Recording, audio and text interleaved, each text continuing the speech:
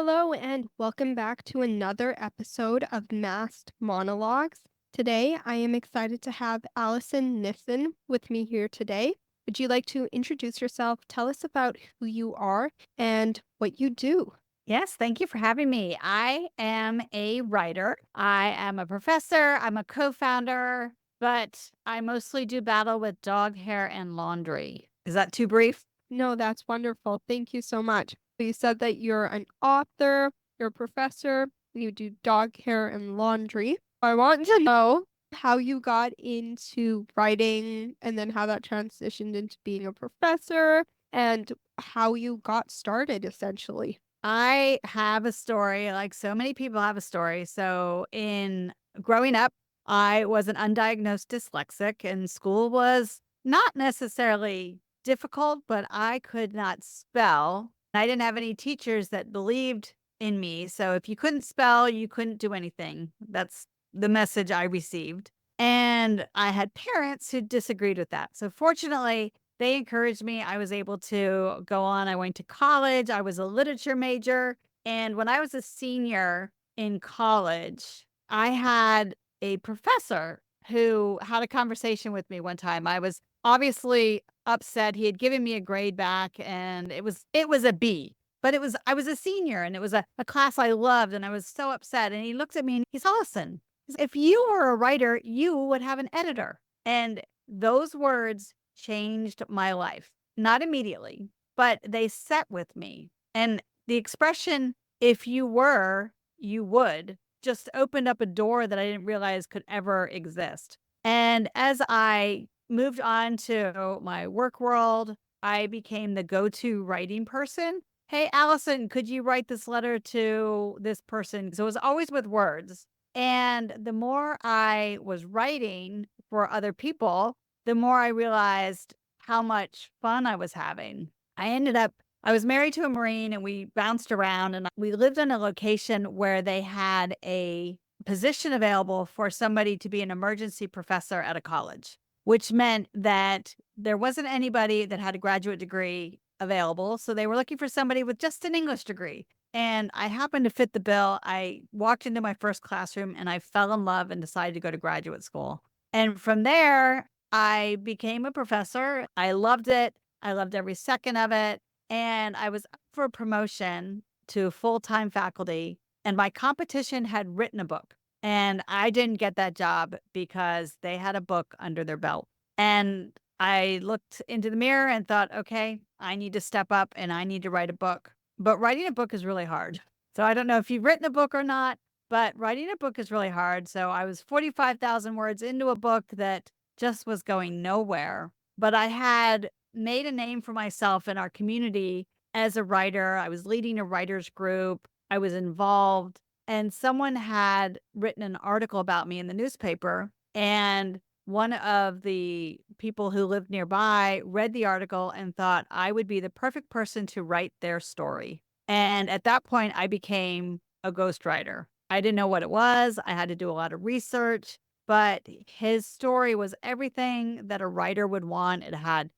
It was just really a deep and an intellectual story, and it was a true crime story. So there was a murder, a capital murder in there, and it was just this heartbreaking story. But as a writer, that's makes it easy because you can really tap into all the emotions. And I started writing stories for other people, and that is really how I landed as a writer. Okay, so now I want to ask you more about ghostwriting because as someone who's an artist or creative, I've written myself. I'm wondering how it feels to tell somebody else's story and envision yourself. Do you ever get critiques from the person you're ghostwriting for saying, "Oh, that's not how I felt in that moment," and then do you get those critiques once it's finished, or is it during the process, and how do you make sure it runs smoothly? Great questions. I conduct a lot of interviews, and the first handful of interviews are really just getting to know the person. You need to figure out how they think and the way they would make decisions. You need to know little tiny things like quirks that they have. How do they say things? Do they say everybody or everyone? It's something simple like that. When you put yourself into this other person's voice, you need to really explore all of who they are. So, asking a lot of questions, and sometimes they're similar questions, so that you get to look at the same topic from different angles. The most important part, however, is moving your ego aside. So, something I might think is fantastic, it's beautiful, it's written gracefully, they might hate it, and it's their book. I am the writer, they are the author, and I have no ego in it at all. I've heard somebody describe ghostwriting as almost like becoming an actor. How would the character be portrayed? Would they do something this way or would they do it that way? And I don't live that person's life, but I do put myself in their scenarios and they explain something that's happened. For example, most of the time when I'm ghostwriting memoir and I think about how I would show up for the scenario, and then I think about how they would show up for the scenario, and I try to blend it such that I anticipate how they were feeling, what they were thinking, where their decisions would go, what they were seeing, what they were feeling, bringing all the senses into it. And those are questions you have to ask. And another tricky part about being a ghostwriter is to not become their therapist because as they start to reveal their story and they're peeling back all the different layers that have happened to them, you're not there to analyze them and give them an answer. You're there to listen and to translate their thoughts into words that audiences will appreciate.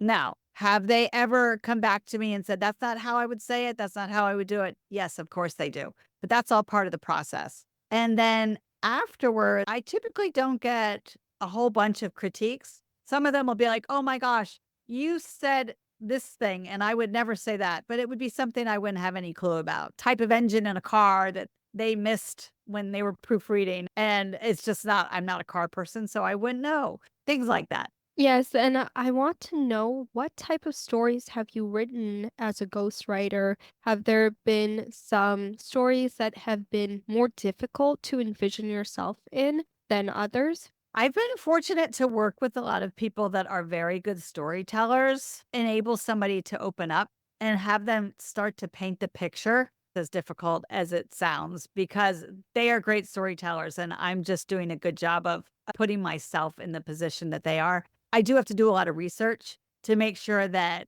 the places and the tactile things that they discuss are the way it's perceived. Sorry, you cut out for a second there. Are you okay? Can you hear Oh, me? yes. So, yeah, it's challenging, but it's very rewarding because I'm able to help people tell their story. Okay, thank you. And I want to know, so you say that you do these interviews with people and you collect information about them, how they would phrase certain things, what their day-to-day vocabulary contains.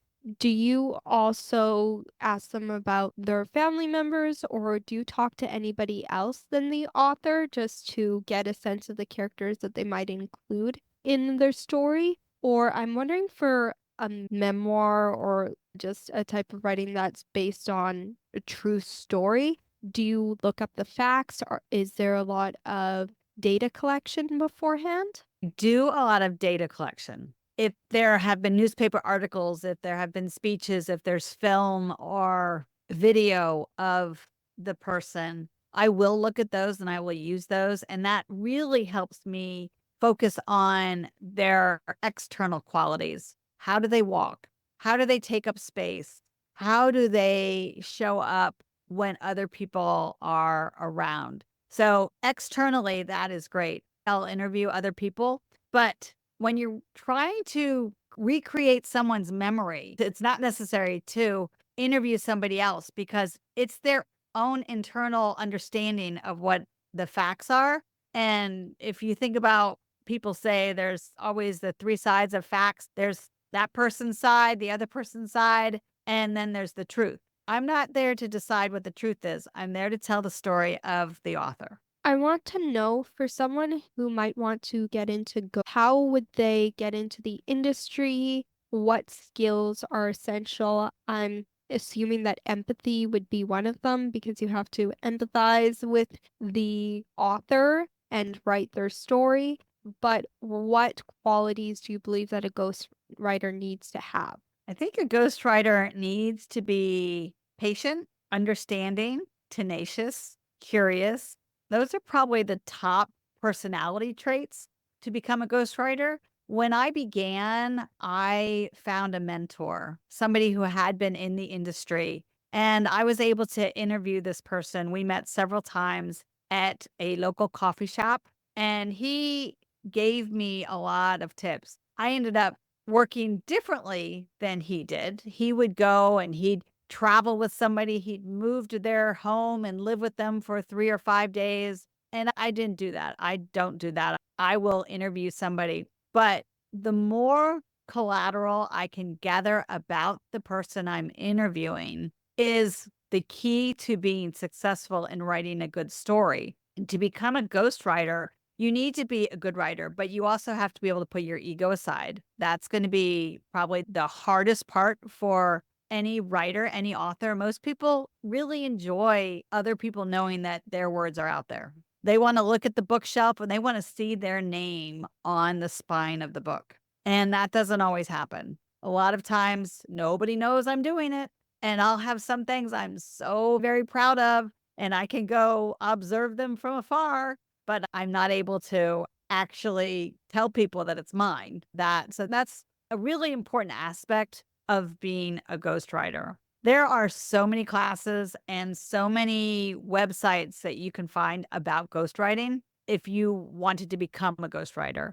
But the most important part is to be a writer, to be a listener, to be empathetic and patient. Those are probably the biggest things that you need to be able to be a successful ghostwriter. Okay, and now I'd like to know, are there any stories that you've written? I know you can't mention titles or anything that have really stood out to you or that you would have said are your best works. Maybe you could tell us a little bit of the storyline or just tell us why those you'd consider your best pieces of work. I know that one of them, I was able to work with a former prisoner of war from the Vietnam War, and his story was phenomenal. He was a very good storyteller, and I was amazed at his ability to not only share his memories, but then be forgiving of the people that were so cruel to him. And so being able to write a story like that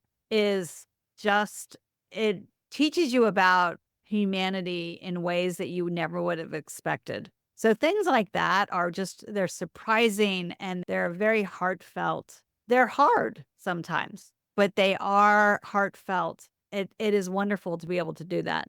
I will say the very first story I ever wrote, my name is on that story and gold medal award for it. And that was super fun. At that point, I was like, I'm in. I'm all in. So we enjoyed sharing that story with the world. I love that. So, what I want to know now is when I hear that a new book has just been published by a celebrity or by someone who is an expert in a field, I always wonder if they're the person who actually wrote the book or if they got a ghostwriter. And I bet you would know the answer to this. Or do most celebrities get ghostwriters, or do they write some of it themselves and also talk to the ghostwriter and communicate with them? Or how does it usually work? Excellent question. My guess is that they have really good editors. I like to say a lot of times I'm a ghost editor. So somebody brings me something that's a mess and I don't just fix it, I redo it so that it's something somebody could present to an editor or a publisher. I think a lot of people are contacted by publishing houses and they are given a ghostwriter or an editor to work with, and that person helps them niche down their story, their topic, so that it is something that can go to press at a relatively quick pace. And I would also say, however, if you think about celebrities, and I'm not thinking of, say, someone from the Real Housewives, or Jersey Shore. I'm thinking of somebody that is a true artist. If you think of like actors that are just really super creative, they probably are already talented writers. And it's like musicians, how they can play so many different instruments because they're really good. So anyone who's that creative is probably really good. So while they have a person that's there helping shape their story, they probably do a lot of it themselves. Okay, thanks for the clarification because sometimes I read books from celebrities. Did they write this? Did they not write this? Like, this sounds too good. I will tell you, one of the tricks is to listen to how they present themselves when they're being interviewed, and then go back and read what they say, and if it doesn't match, you know that they had a ghostwriter. Yes, that's a good litmus test. Now I want to know, with your writing and being a ghostwriter, did you ever feel as though you were giving up a part of your self-expression or your identity when you first got into ghostwriting? And if someone wants to be a ghostwriter, how can they frame it differently? Interestingly, I don't think that I ever let ghostwriting interfere with my desire to be a writer. As a matter of fact, it could have been that ghostwriting saved me from myself.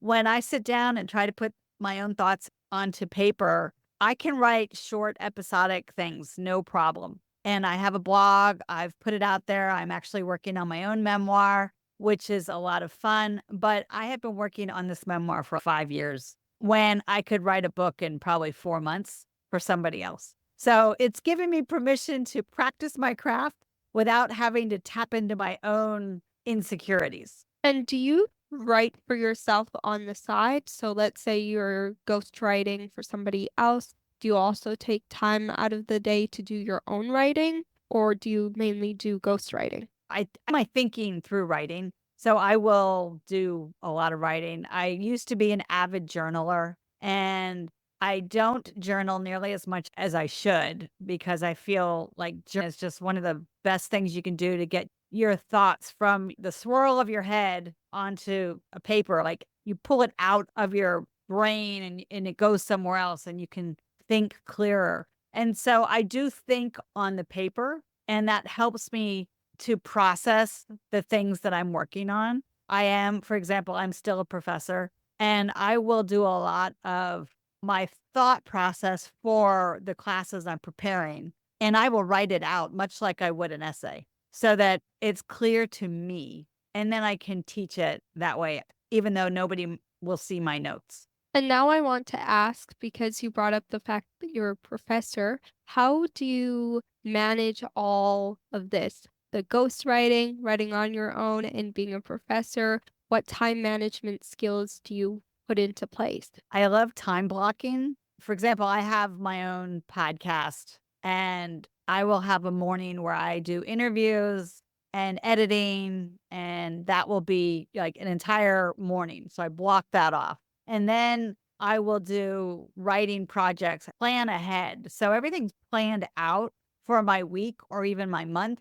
And then if it's on my calendar, it gets done. I love that idea of time blocking because most people have a to-do list, and you realize that if you just make the time for it, then sometimes you're more inclined to do it because you block that time period off. I want to know now, for someone who is just hoping to become a better writer, what methods, maybe it's like you said, journaling every day, or what can they do to improve the quality of their writing? Journaling every day is definitely a good thing. Now, our computers are so smart. I'm not saying use AI because I don't believe in that, but we have Grammarly and we have spell check. We have a lot of things at our disposal that can help us. The trick is to pay attention. When I was a senior, spell check came out. So the little red squiggly line would underline a word that the computer doesn't recognize. At that moment, I would have to guess how to spell it because it didn't have like now you can click a button and it'll give you guesses of what it thinks you mean. It didn't do that back then. It just told you we don't know what it is. So I would still have to go look it up. So I started to pay attention to the spelling of words and I made it into a game. When I started writing professionally, I did the same thing. I would have an editor and they would come back to me with this is incorrect because of this is incorrect because of this. and I just would pay attention and start to see words. If you decide to become a writer, reading will be an entirely different experience for you because you start reading with a writer's eye rather than reading with a reader's eye. And now I want to know, this is a controversial, but I know some writers who are overly verbose, where they'll try to incorporate the entire dictionary into their writing. And I want to know your take on having an intermediate vocabulary in your writing, but also balancing it out so it's concise and to the point. I am a concise and to the point writer. I think that's a superpower, but I also believe in painting beautiful pictures. There's a balance between writing short and adding details. Simply put, when you add the senses, all five of them, to your work, it will automatically start to resonate with your audience. And if you use words that your audience has to go look up, you have lost your audience. So I do not believe in using words that would not be in your normal everyday vocabulary. Absolutely use your thesaurus so that you're not saying car 25 times on the page, but you could say hot rod. You could say convertible. You could say automobile. There's different things you could say instead of using the same word over and over again. But I never recommend using words that you would not use in your everyday language. And by the way, if you do now, people will assume that you've used artificial intelligence to do your work. Okay, thank you so much. This is such an insightful conversation talking about ghostwriting and then also even the technicalities of writing. Can I ask, if people want to connect with you, where could they find you? Do you have a website? Do you have social media channels? You mentioned you had a podcast. Yes, I do. They can reach me at revelcom, and that's REVELCOACH story, revelcoachstory.com. And I keep telling myself I'm switching my AllisonNissen.com website over to that website. I haven't done it yet, but I have taken a lot of my documents off of that one. So that one's kind of just a shell at the moment. I need to move it, although it is still there and you can get to that way as well. Also, I have a podcast. I was trying to remember what the other question was. Florida Writer Podcast. So the Florida Writer Podcast, it's a podcast about writing and other things. And I speak to authors, editors, publishers, and industry influencers. That comes out approximately once a week. And it's been around for about 5 years, maybe 5.5. So it's been a joy. And then I have Rebel Coach conversations with my sister, who is my co-founder of Rebel Coach. Okay, thank you so much. And please do go and connect with Allison. If you like this podcast and you want more episodes like this, please leave a review and share with a friend or family member. We hope to see you next time. Bye bye.